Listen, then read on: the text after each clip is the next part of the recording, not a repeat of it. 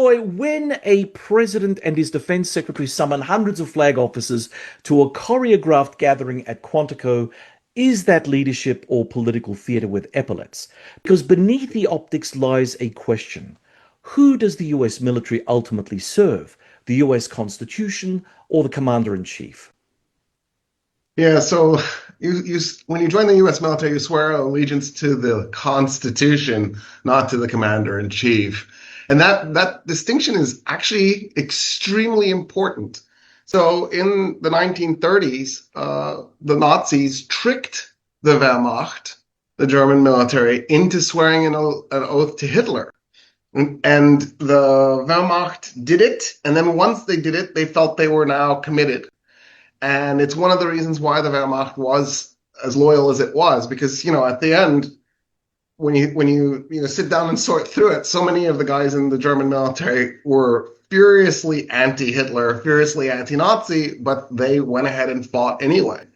And the United States used to, I'm saying used to because it's clear it's not true anymore, at least for a segment of the population, pride itself on the fact that it was all about institutions and not about personalities. That at the end of the day, when individuals were swearing themselves to this greater cause, this cause of democracy, this cause of republic, this cause of the United States, we all know that a lot of that was fake, and there was this facade, and there was this underneath it all, this brutal empire that was willing to overthrow democracies and do genocidal wars.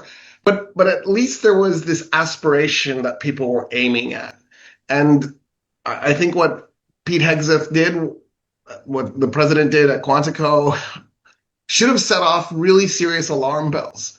And, for a segment of the population, I'm sure it did. It's just, it seems like the U.S. public, for the most part, is comatose to this and isn't paying careful attention. Maybe they're just so shocked and stunned by this constant volume of crazy that they don't know what to do with it.